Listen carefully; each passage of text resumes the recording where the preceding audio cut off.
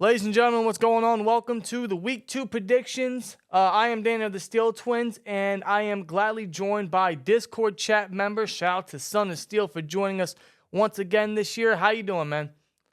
Not too bad, man. Just a shitty loss with the Pittsburgh Steelers against the 49ers. But overall, I'm doing great, man. Yeah, I'm glad to hear that, and I feel you there about the Steelers. It's unfortunate, and hopefully they can bounce back here as we're going to close out Week 2 on Monday night versus the Browns. But obviously before that, we kick off Week 2 with Thursday night. We're looking at a very good one here. Minnesota at Philadelphia. This should be good. What's your prediction, man?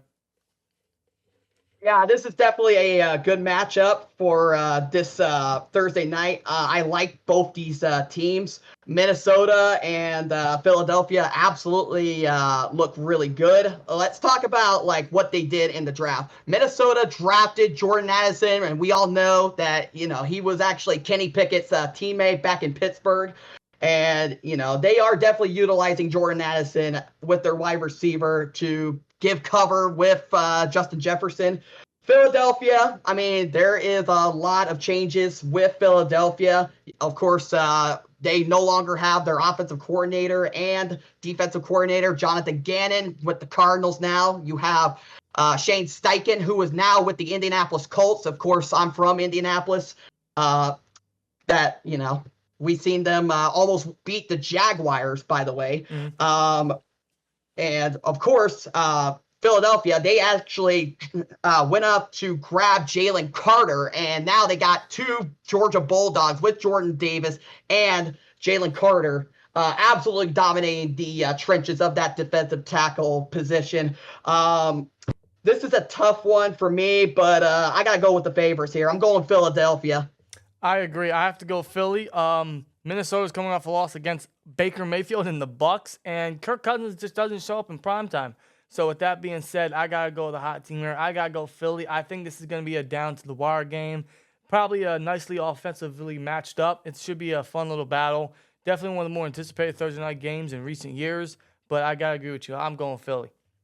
Now to kick off Sunday, we have the Green Bay Packers at the Atlanta Falcons. What's your prediction, man?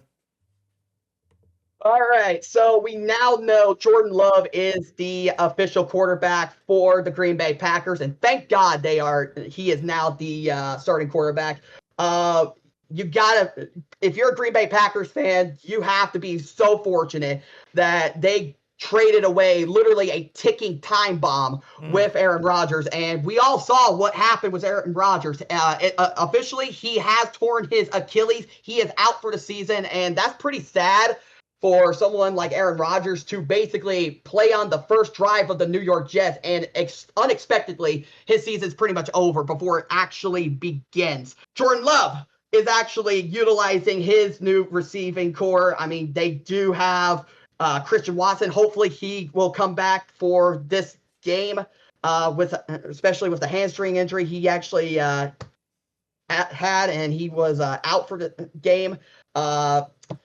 And Atlanta, man, I can't really trust Atlanta. There's so many things wrong with Atlanta at this point. And Green Bay, I'm going Green Bay. Give me Green Bay. Yeah, I gotta go Green Bay as well. I agree with you, Atlanta. I just can't invest in anything they have right now. Like, they don't even know what direction they're going. So, I mean, I know they got No, they don't. Yeah, they got a convincing win versus the Panthers last week. They won by 2 scores. And the Packers surprised me a little bit in their performance against the Bears. It goes to show you, man, Green Bay is still the favorite in that rivalry. But, yeah, I gotta go Green Bay. I mean, like you said, Jordan Love's looking good. Aaron Jones had 2 touchdowns last week. So, yeah, I'm anticipating the Packers to have another good matchup here on the road. So, yeah, give me Green Bay. Next matchup. It should be another good one, man. We have the Las Vegas Raiders at the Buffalo Bills. Bills coming off a loss after against the Jets, after the Jets, like you said, lost Aaron Rodgers early in the game, which is just so devastating. But still, somehow, some way, the Bills found a way to lose, and I think that's mostly on Josh Allen. Now they're facing the Raiders, who are coming off a win versus the Broncos. What's your prediction? Man, I mean, I agree with you there with Josh Allen being at that, being his fault. And, man, could it be the Madden curse that is actually happening with Josh Allen? Who the hell knows, man? And but Buffalo has always been the actual underdog in this fight. Las Vegas, yeah, they got rid of Derek Carr. Now they have Jimmy G as their quarterback, which he is doing really decent, and they are utilizing him very well. And give me Buffalo here. I think they're the much better team. I see them bouncing back to this loss. Yeah, I agree. I have to go Buffalo only because, Vegas came off a good win versus the Broncos. Like you said, Jimmy G, 200 yards, 2 touchdowns last week. I think Josh Jacobs is going to have a good one here against Buffalo as the Jets' rushing offense was able to just run all over Buffalo. So Jacobs should benefit from that. But I feel like Buffalo, after a loss, they're going to want to rebound, especially back home here in Buffalo. Josh Allen has to limit the mistakes. Otherwise, I'm sure the Raiders are going to take advantage. But, yeah, I agree. Give me Buffalo. They seem like one of those teams that after a bad loss like that, they're going to want to rebound. So, give me Buffalo. They are the better team. I'm going Buffalo as well. Next matchup, we have an AFC North battle. We have 2 of them. So, the first one is Baltimore at Cincinnati. Cincinnati has, once again, another tough AFC North matchup here. But this time, they're at home against Baltimore, who just lost JK for the year. So what's your prediction? Yeah, that sucks. Was JK just losing them? I mean, the dude is fragile as glass. I mean, his career is pretty much over with this one. But yes, Cincinnati and Baltimore. This is going to be a very interesting matchup with this one. We did see Joe Burrow. I think he did something to his knee. Especially, did you see that? I did see something along those lines. Yes. So we don't know what the condition of Burrow's knee is. So, but he did finish the game on that. But yeah, what you just said about J.K. Dobbins being lost for the season, of course, they're going to probably utilize other running backs as well. They got Gus Edwards. They got who else? Justice Hill. And they do have Melvin Gordon, which I do expect they're probably going to elevate him to the active roster. So, and not to mention, Zay Flowers is definitely a wide receiver that everybody's looking at for Baltimore. He looked really good with Baltimore. And this could be really close, but I think I'm going to have to go. I'm going to take a risk here, especially with Joe Burrow's knee problem. I'm going with Cincinnati on this one.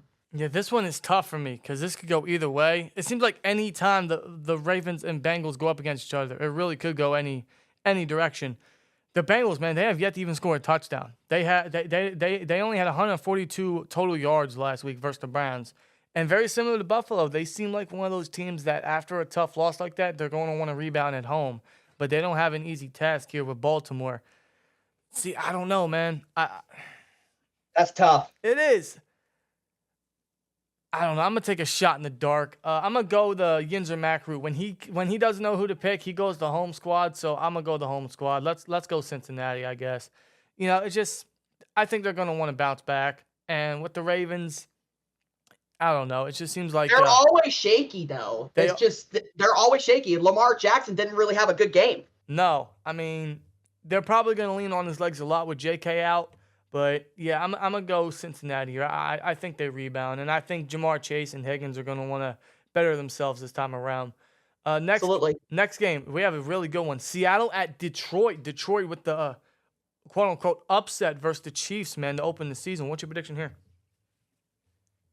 Yeah, both these teams are really good, and I'm really liking what they're doing on both sides. I mean, you got Seattle, who did draft Jackson Smith-Njigba, and now you actually have Detroit. It just feels like Detroit always keeps getting better and better every single year, and they just climb up the ladder somehow. And I think they have a better chance of actually making it to the playoffs and maybe even win more games. I mean, the last time the Detroit Lions ever won a playoff game was in 1997. This was 30 years ago, almost 30 years ago. And I got to tell you, I'm really impressed with both these teams, especially Seattle. They got the weapons. Detroit has also the weapons and the defense. Give me Detroit on this one. I'm really liking what Detroit is doing right now. Yeah, I'm definitely convinced by Detroit. Yeah, I know they had some help by Kadarius Toney more specifically. He single-handedly cost the Chiefs that game last week. But I'm convinced by the Lions, man. They have a very good roster. I think once they start incorporating Jahmyr Gibbs into their offense a little more with their lack of receivers, I mean, I think their offense is really going to start striking, and their defense is so young and it has a lot of pieces there to try to get the Geno and try to limit what can be a strong Seattle offense. This should be a good one. I can see this being another gritty battle here. But I agree. I got to go Detroit. Seattle lost last week versus the Rams. Rams always have their number no matter what. But, I like Detroit here. So give me Detroit. Next game, we have the Los Angeles Chargers at the Tennessee Titans. This should be another good one, man. What's your prediction? All right, so yeah, the Chargers are definitely a favorite to win. I mean, Austin Eckler is absolutely the fantasy football star. I mean, I have him on my team. However, I do know he is suffering from an ankle injury. He is questionable, but even if he is out of the game, I think they can utilize other running backs. They do have other running backs.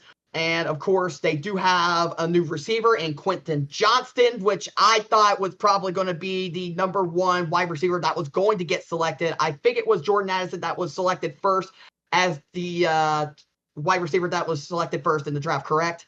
I believe so, yeah.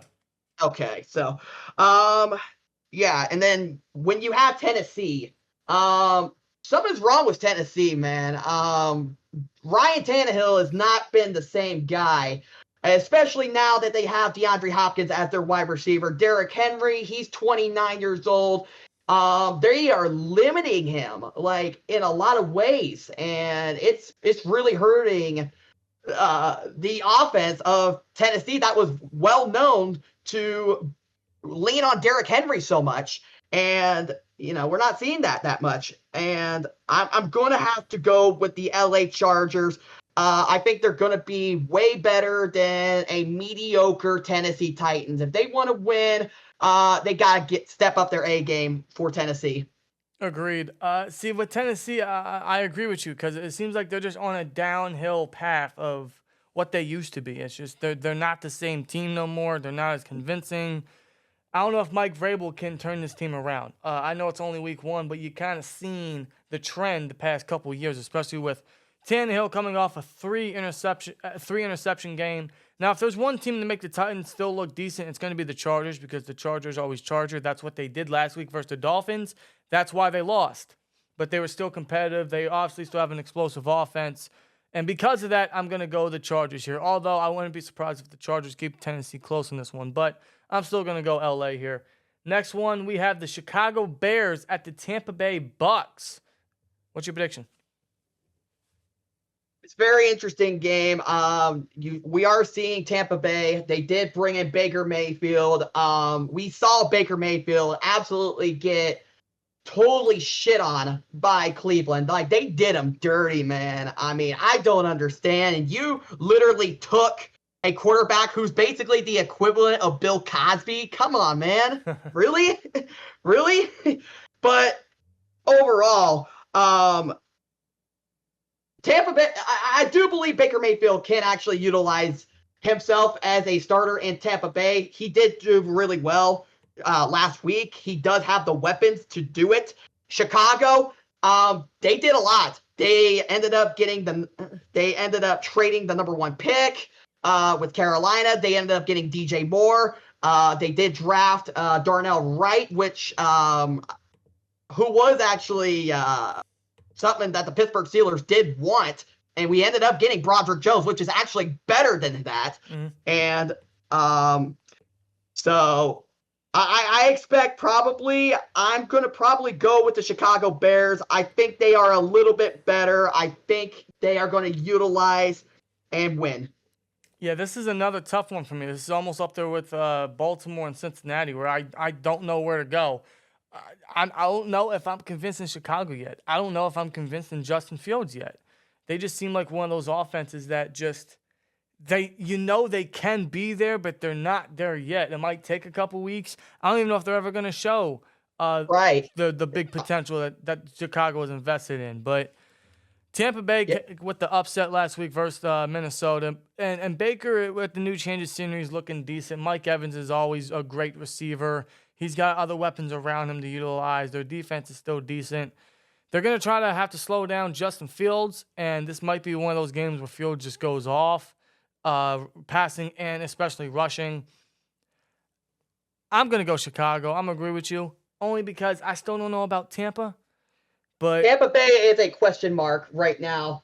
big time. And because of that, I'm going to go Chicago as well. So, yeah, give me the Bears.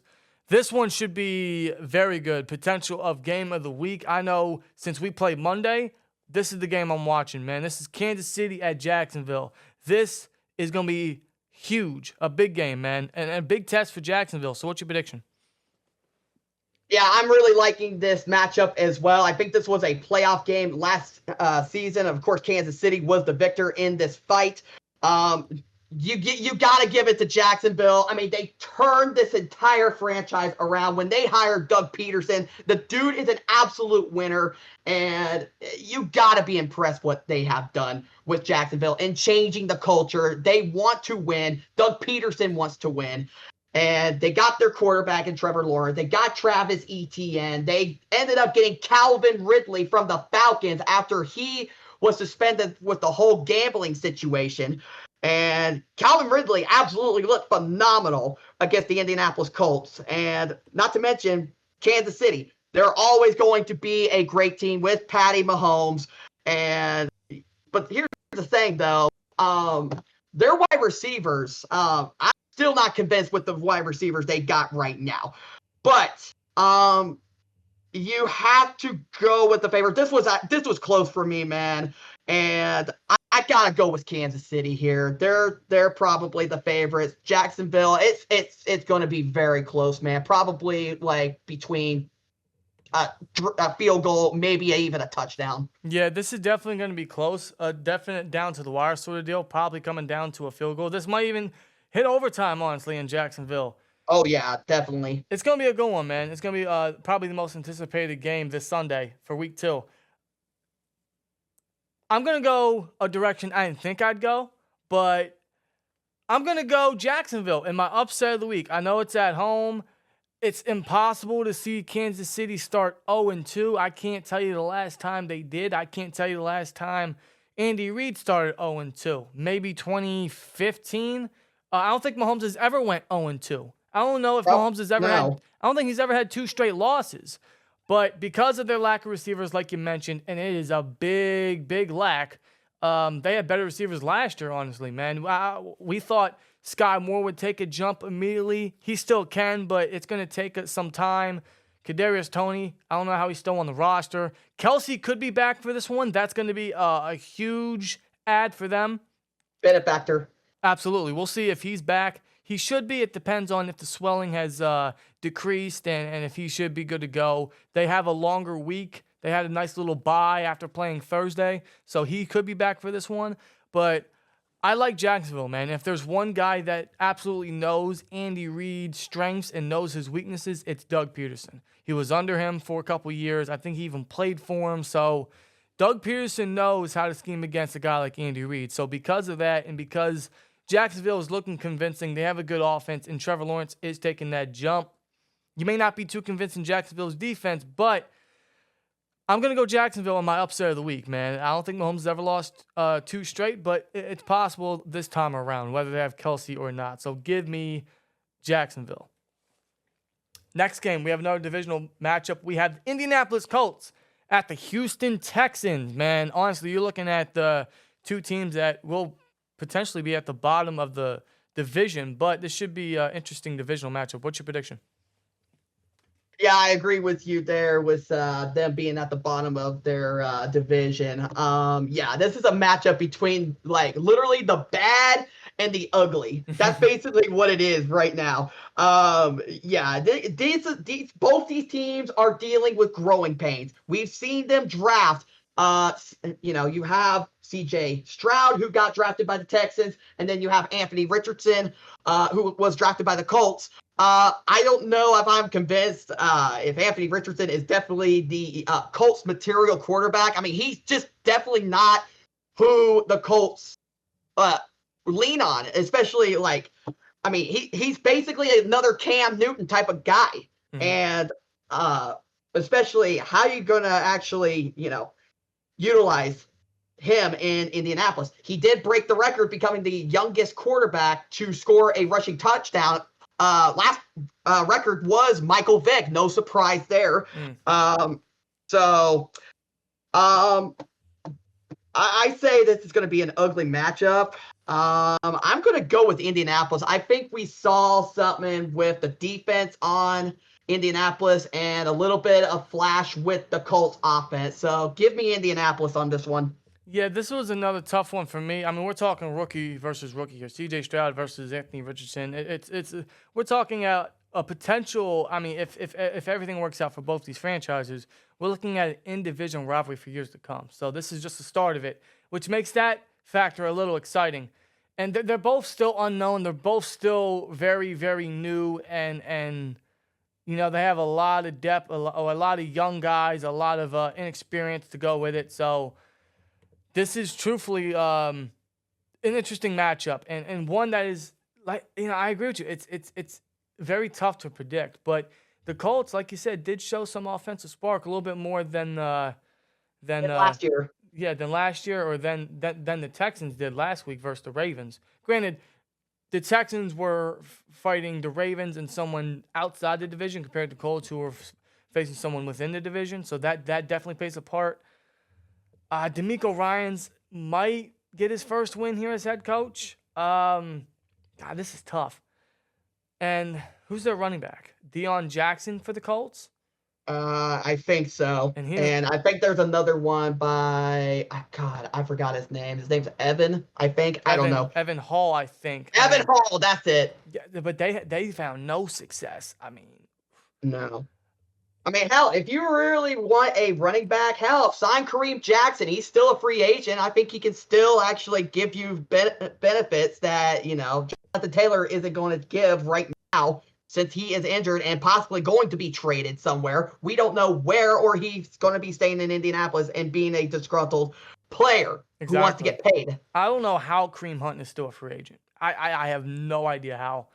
For this one, I'm going to go Texans, and I'm only hoping that Dameon Pierce and C.J. Stroud have a good game because I have both of them in fantasy. In fact, now I have to lean on C.J. Stroud because A-Rod's out for the year. So come on, Stroud, man. I need a hell of a rookie year. So based on that, I'm going to go the Texans here. I'm going to go the home team. Next one, another divisional matchup. We have the San Francisco 49ers versus the Los Angeles Rams. The Rams, man, they're still a little wooey, I suppose, if that's even a term. But yeah. They're competitive within the division. So what's your prediction here? Yeah, and it sucks. Yeah, and it sucks for me because I did draft Cooper Kupp, and I didn't expect this shit to happen. Yeah, you are. Man, and I messed up on that one in my fantasy draft. So we don't know when he's going to come back. They're expecting him to probably come back around week 5. We don't know how bad the hamstring injury is. This is an injury he's been dealing with most of his career, by the way. When it comes to San Francisco, yeah, we know they kicked our ass real bad in Pittsburgh. They have the firepower to absolutely dominate even a mediocre team like us, or even someone like the Rams that, who doesn't have Cooper Kupp.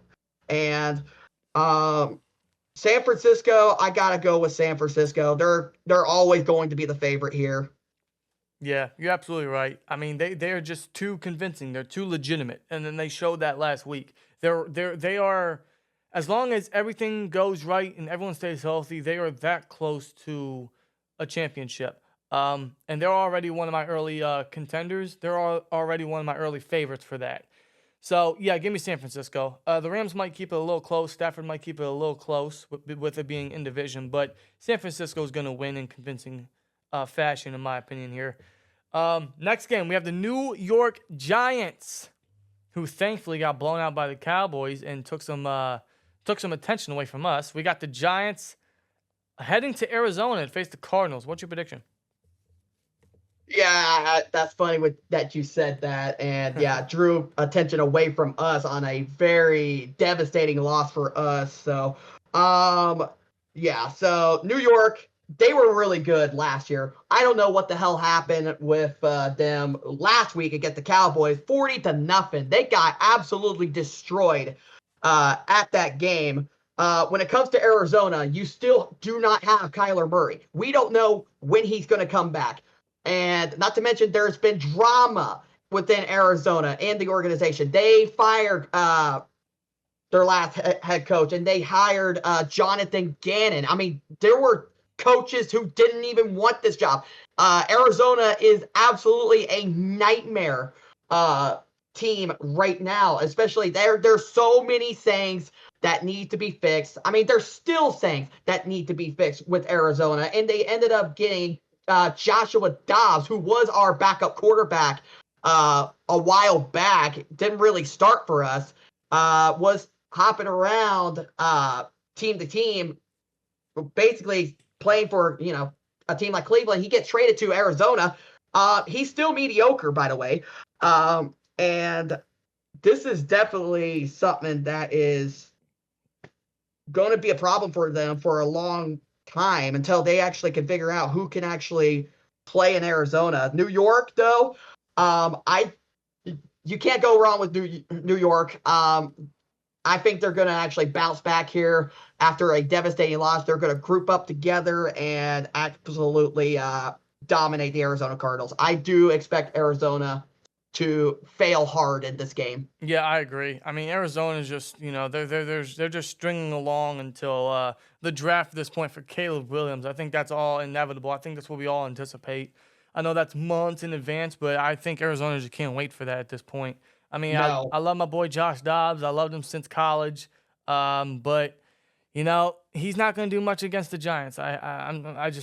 It's the honest truth. So the Giants, after an incredibly horrific opener, horrific performance, they're going to want to go on the road, and Brian DeBall is going to want to try to get a win here. Daniel Jones is going to want to try to get a win here. Barkley's going to want to have a good game. So, yeah, give me the Giants. Giants are going to win this one. I think this is my lock of the week, if I'm being real with you, only because, I mean, truthfully, let's be honest, man. Anyone facing the Cardinals, whoever's facing the Cardinals, just put them in as a dub as your lock of the week. Absolutely. That's just absolutely. That's the feeling with Arizona this year. Next game, we have the New York Jets at the Dallas Cowboys. So Dallas goes from one New York team to the next. Only this time they're hosting a New York team, and they're trying to replicate what they did against the Giants, as New York will now be going with Zach Wilson at quarterback, with A-Rod unfortunately going out with injury, torn Achilles, officially out. Only 4 plays in. 4 plays in. That sucks. That absolutely sucks. Dude, I was watching that last night, and you could see it was just the first quarter, but when they were showing Jets fans in the crowd, you could see the expression on their face. You could see the mood change. You could see all their hype, all their promise literally fade right in front of you. And as a fan of football, it was actually crushing to see live, because it felt like so much energy was just drained up until, of course, Josh Allen handed the Jets the win, but you can't just you can't discredit the Jets for anything. They had a great defensive game. Jordan Whitehead had 3 picks, and shout out to the rookie Xavier Gibson, man. What a feeling that had to be, man. What a win. What a walk-off punt return. So this should be an interesting one, man. Hopefully the Jets show some extra fight heading to Dallas. It's going to be a tough one, but what's your prediction? Yeah, that was absolutely devastating what happened to A-Rod there. And, this is but yeah, I agree with you.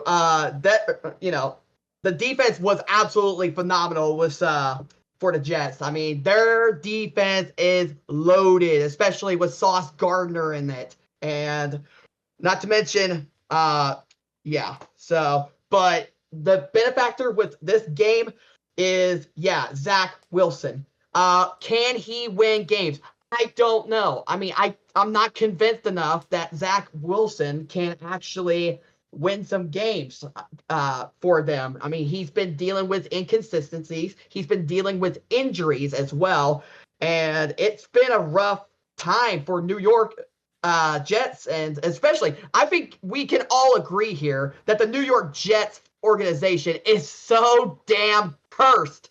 I mean, look what happened with Mark Sanchez and everything that has happened in New York for pretty much years at this point. But Dallas, especially how they dominated the Giants. I do see them doing this again. I think they will actually take the win here. I don't think it's going to be a shutout just like the last game. And that's pretty funny how they went from one New York team to another in this schedule. You know, schedules work in very weird ways, man. So give me Dallas on this one. Yeah, I agree. I got to go Dallas. Although I think this is going to be a nice defensive effort by New York. You're talking Sauce Gardner versus CeeDee Lamb. That's going to be a fun battle. That is. I think Sauce is heavily overrated, but it's still going to be one of those matchups you have to watch for.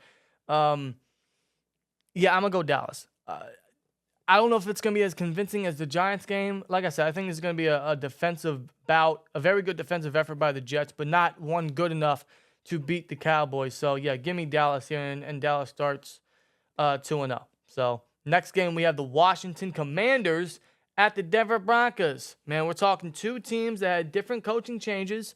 So, we're hoping both offenses can increase in production this time around. What's your prediction?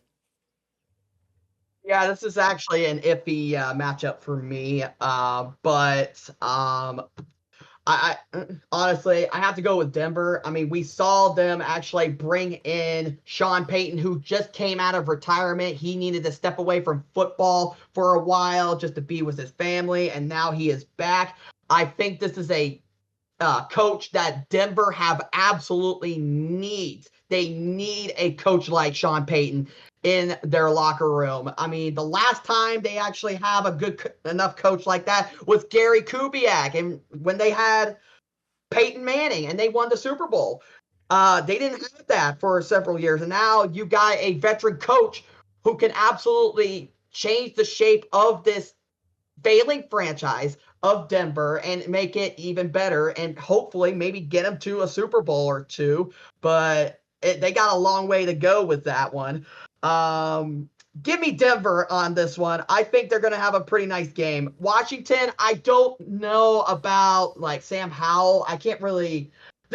It's too early to say if I trust the guy or not. But yeah, give me Denver. Yeah, it's definitely too early to discuss Sam Howell and his production. I mean, he had a decent game, I guess. We're going to see if Eric Bieniemy can turn that around. He definitely has targets that he definitely needs to start throwing the ball to. Dotson and McLaurin, they're going to have a fun test here versus Denver's secondary. We'll see what Sam Howell can do against that. This is another one of those toss-ups for me, man. I just really don't know. I also don't know if I can trust Denver yet.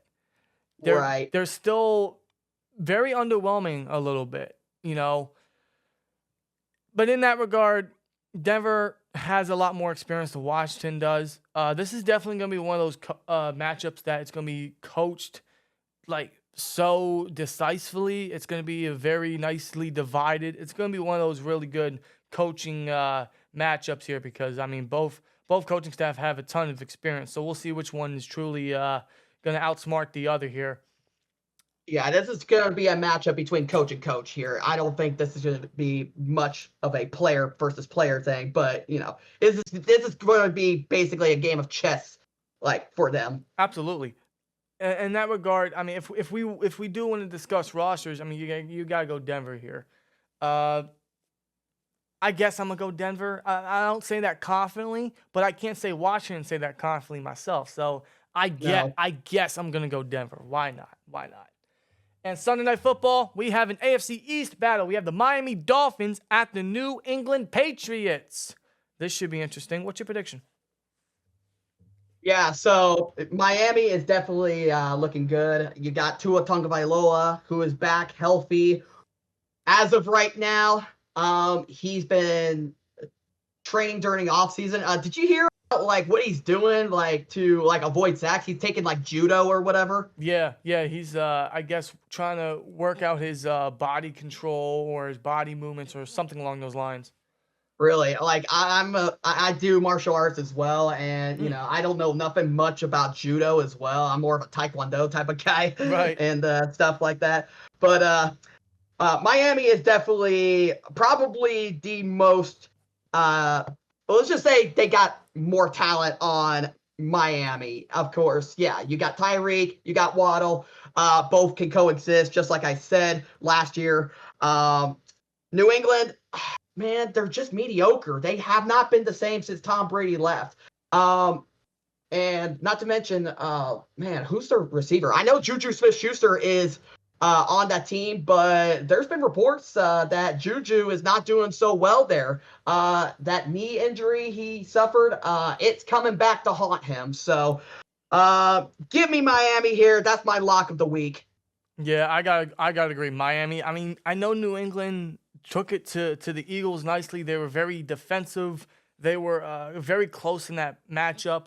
I mean, Belichick, was keeping that team alive. Mac Jones, granted, he threw it almost 60 times, but he had over 300 yards and 3 touchdowns. So one of his better games. He also did throw a pick. But I think in this matchup, and Belichick should know this too, you have to keep Tua and Tyreek and Waddle and the Dolphins offense off the field. Because anytime they're on the field, a big play can happen. And especially with a guy like Tyreek, who it seems like every week he's having 200 yards receiving. Man, the guy is so electric, and there's no one on that Eagles defense. There's no one on any defense, for that matter, that can stop this guy.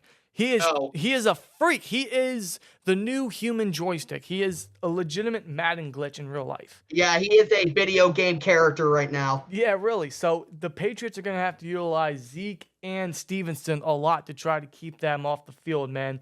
Belichick's going to have to do something he hasn't really done in many years, which is utilize his rushing game. He's going to have to. It's in Foxborough. It's in Gillette Stadium. It's going to be in prime time, but I think the Dolphins are ready to hand New England the amount of L's that New England's handed them for many years. So, yeah. Oh, yeah. Payback's going to be a bitch for them. 100%. Monday night. Doubleheader Monday night this time around, man, which I think should be more of a theme, but I don't know. Monday night, regardless, we have the New Orleans Saints at the Carolina Panthers. I believe this is a divisional matchup here. What's your prediction? Yeah, so I'm really liking what New Orleans is doing right now. They finally got their chosen quarterback after, the whole Jameis Winston project absolutely fell flat on its face. They got Derek Carr. He was released by the Raiders. He was reuniting with Dennis Allen, his former teammate who was with the Raiders at the time when he started in the NFL. And Derek Carr is looking really good in New Orleans. He's got a ton of talent. They got Jamal Williams, who is basically the number one running back for New Orleans right now, with Alvin Kamara on a suspension right now.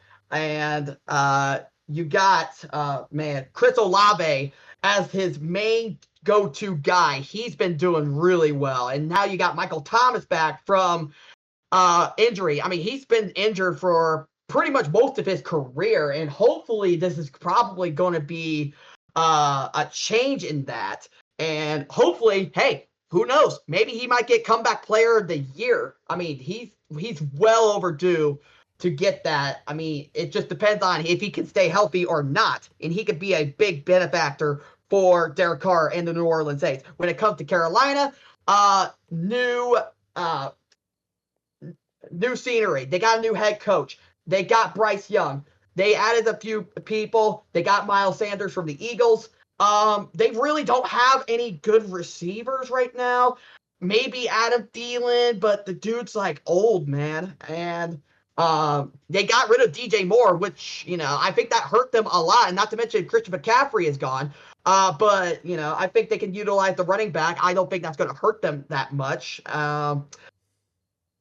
Give me New Orleans. I think New Orleans is definitely going to win this game. Yeah, I got to agree. I mean, I know this is a divisional matchup, but I think New Orleans is going to have a good offensive matchup. I mean, Carolina just They can't stop the run. They have no one on that line outside of maybe Brian Burns. They don't really have many good linebackers there. I mean, I know Shaq Thompson is still a long-term vet there, but regardless, I mean, plus J.C. Horn's going to be out in multiple weeks, which could mean another great game for Chris Olave. Derek Carr has his change of scenery.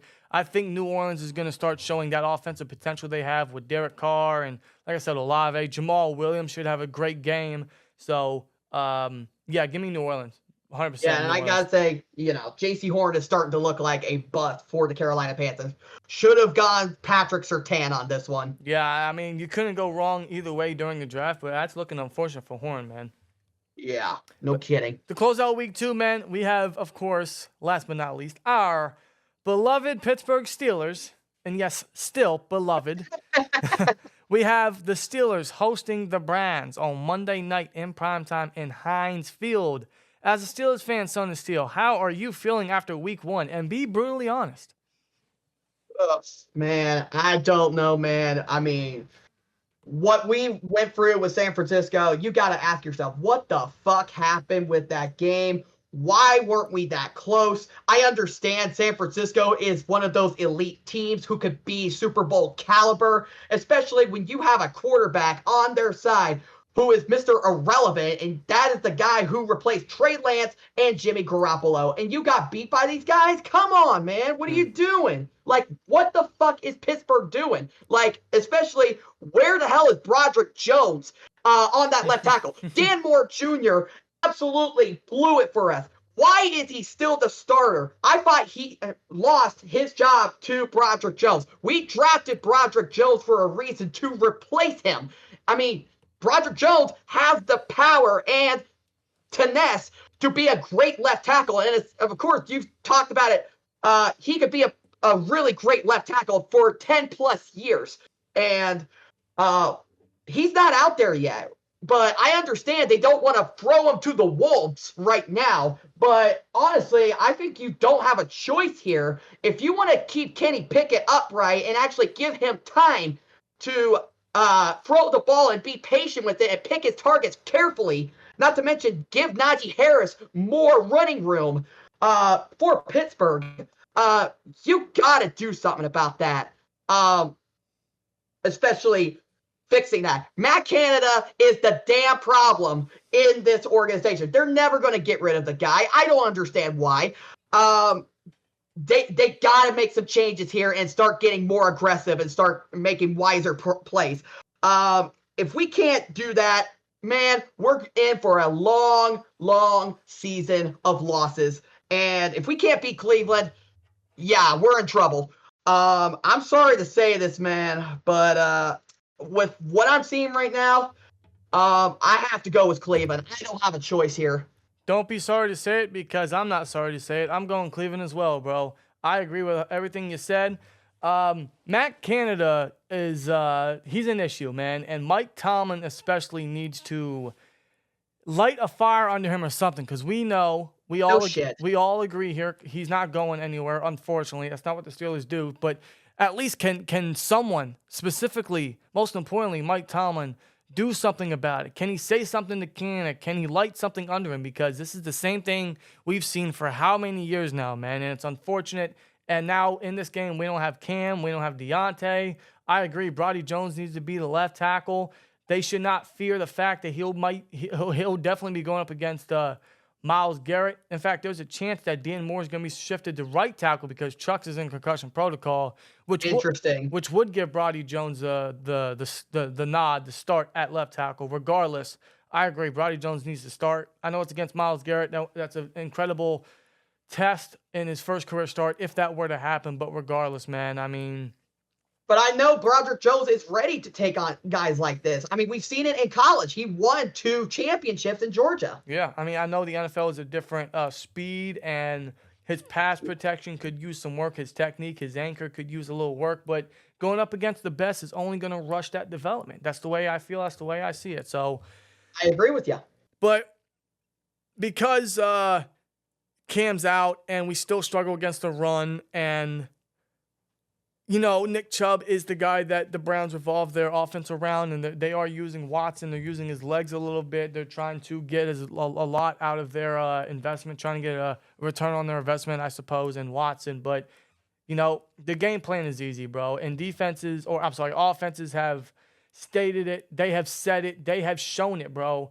And the 49ers exposed it drastically. All you got to do is run down our throats and the game's over, because if you keep running the ball, if you maintain the clock, if you tire out that defense, if you score points, we're gonna be forced to keep the ball into Kenny's hands, man. And when we throw it 40 times a game, and we don't even try to stretch the field, it's an easy dub for opposing teams. And unfortunately, it's the same song and dance, and it's an easy game plan for opposing offenses against us. It's that simple. It's that easy.